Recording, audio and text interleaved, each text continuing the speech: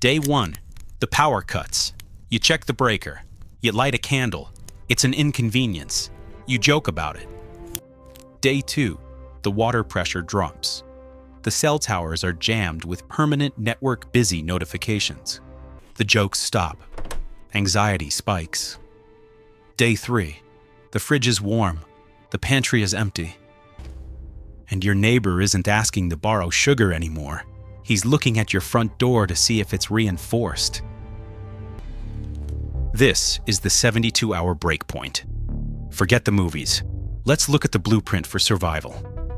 Most people assume the apocalypse is an instant event. They expect immediate chaos, burning cars, and looting the second the grid goes down. That is a myth.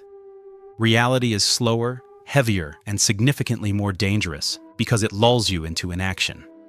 The first phase of any disaster is defined by normalcy bias.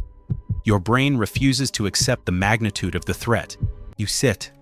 You wait. You assume the government is sending trucks. You assume the power company is fixing the line. While you wait, the clock is ticking toward the single most critical threshold in modern survival, the 72-hour mark. Why 3 days? It's not an arbitrary number. It is the mathematical limit of the modern supply chain. Our society runs on JIT, just-in-time logistics. Your local grocery store does not have a back room full of food. It is merely the endpoint of a constantly moving conveyor belt. In a major grid-down scenario, the trucks stop rolling immediately. Panic buying clears the shelves in the first 4 to 6 hours. By the time the average person realizes the seriousness of the situation on day 3, the city is legally and physically dry. But the supply chain is only half the equation. The other half is biology. There is an old adage, society is only 9 meals away from anarchy. That is 3 days of food. By hour 72, the average urban dweller hasn't just run out of calories. They are entering chemical withdrawal. Caffeine, nicotine, alcohol, SSRIs, sugar. When you combine mild starvation with acute chemical withdrawal in a population of millions, you don't get rational actors. You get a desperate, irritable, impulse-driven mob. They aren't thinking about the future. They are thinking about the immediate pain in their stomach and the headache behind their eyes. This is why you don't go out on day 3. Day 1 is confusion. Day 2 is preparation. Day 3 is when the polite veneer of civilization evaporates. If you are still looking for supplies when the sun goes down on the 3rd day, you are not a survivor. You are a target. On the morning of day 3, your biological instinct and 20 years of bad disaster movies will scream at you to do one thing: run. The panic has set in. You see the neighbors packing their SUVs. You hear the shouting in the street. Your brain tells you to grab your bug-out bag, jump in the car, and head for the hills. Do not do it. Unless you have a pre-stocked location within 1 tank of gas and you left on day 1, leaving on day 3 is suicide. You are entering what tactical teams call a fatal funnel. The highways will be parking lots. The gas stations will be flashpoints for violence. You will be trapped in a metal box surrounded by desperate people, burning precious fuel, completely exposed. If you are still in the city on day 3, you are no longer a refugee. You are a garrison. Your survival strategy shifts immediately from mobility to obscurity. This is the Ghost Protocol. The goal of the Ghost Protocol is not to fight off the mob. It is to ensure the mob never realizes you are there. You are not building a fortress. Fortresses attract sieges. You are creating a void. You want your home to look just as dark, cold, and abandoned as the empty house next door. To achieve this, you must master 3 disciplines: light, sound, and smell. Light discipline. In a grid-down scenario, darkness is absolute. Light pollution vanishes. Under these conditions, A single candle in an upper-story window can be seen from a mile away. That light signals two things: resources and life. If you are using flashlights, you are painting a target on your chest. You need total light containment. Standard curtains are useless. You need blackout discipline. Use heavy contractor bags, cardboard, or aluminum foil taped directly to the glass. Do this during the day. Step outside and verify. If you see a single pinprick of light, fix it. Inside, switch to the red light filter on your headlamp. Red light preserves your natural night vision and travels shorter distances than white light. Keep it low. Keep it shielded. Sound discipline. We are used to the hum of the city, traffic, HVAC systems, distant sirens. When the grid dies, that white noise dies with it. The silence. In that silence, do not run a generator. I don't care if you have 50 gallons of fuel. A generator running in a quiet neighborhood on day 3 is the auditory equivalent of firing a flare gun. It screams, "I have power, I have fuel, and I have supplies." You will be visited, and not by friendly neighbors. Sound discipline means changing how you move. No heavy boots on hardwood floors. No slamming doors. Sound discipline means changing how you move. No heavy boots on hardwood floors. No slamming doors. If you have manual tools or weapons, you maintain them in silence. If you are communicating with family, you whisper. You listen more than you speak. You become a passive sonar system, tracking the movement of the chaos outside without emitting a ping. Smell discipline, the invisible killer. This is the discipline that kills the most preppers. You have your freeze-dried beef stroganoff. You have your propane camping stove.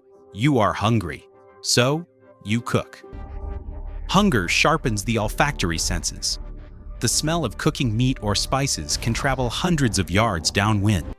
To a starving mob entering withdrawal, that smell is a command. It overrides fear. It overrides logic. They will hunt that smell to its source.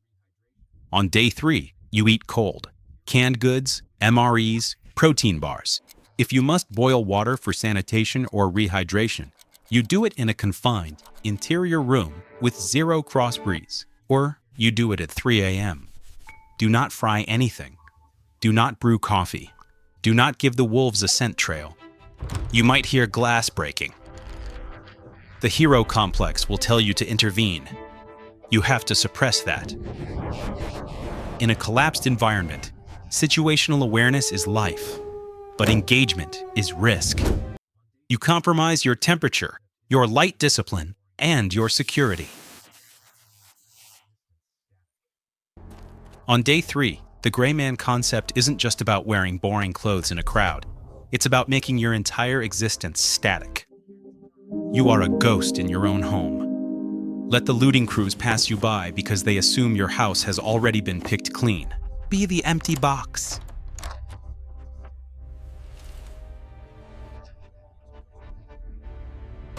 The execution. You have decided to stay. You are going into Ghost Protocol. Now you need the hardware to back up the mindset. Most people obsess over guns. Guns are a final fail-state tool. If you are shooting, you have already failed at perimeter security and avoidance. Your priority for the 72-hour citadel is hardening the shell and securing the core. Here is your loadout and action plan. 1. Hardening the shell, the 5-minute retrofit. Your front door is the weak point. Standard residential door frames are held in place by screws that are barely an inch long. Step outside and verify. If you see a single pinprick of light, fix it. Inside, switch to the red light filter on your headlamp. Go to the hardware store today. Buy a box of 3-inch hardened steel wood screws. One by one, remove the short screws from your strike plate and hinges, and drive the long ones in. These bite into the structural stud of the house, not just the trim. You just increase the force required to breach that door by 300%. Add a simple rubber door wedge or a high-security door brace at the base. It's low-tech, invisible from the outside, and incredibly effective. 2. The water reserve too. When the grid fails, municipal pumps rely on gravity and backup generators. You have a window of maybe 4 hours before the pressure dies. In your loadout, keep a water bob or a heavy-duty food-grade bathtub liner. The moment the power cuts, you throw this in the tub and fill it. That is up to 100 gallons of potable water. If you wait until day 3 to think about water, you will be drinking from the toilet tank. 3. Sanitation Crento. If the water is out, the sewage system is likely backed up. Do not flush the toilet. This is how disease spreads in a static environment. You need the bucket protocol. 1 5-gallon bucket.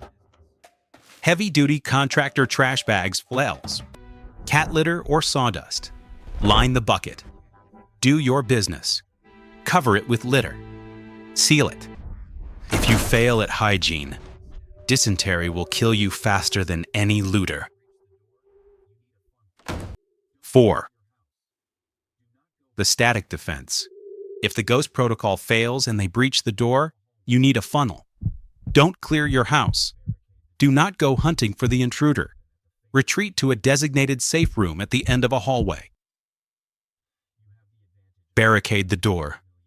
Aim your weapon at the fatal funnel of the hallway. You have the advantage of position and familiarity. They are blind and moving into a choke point. The 72-hour rule is a test of patience. The chaos will burn itself out. The weak will flee, the unprepared will falter, and the dangerous elements will move on to easier targets. You just have to outlast them. Stay dark, stay silent, stay locked. Conclusion. Survival isn't about being the toughest man on the block. It's about being the smartest. The first 3 days of any collapse are a mathematical filter, removing the unprepared from the equation.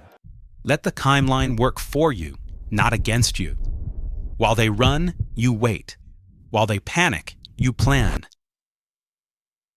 Remember, panic is death. Preparation is life.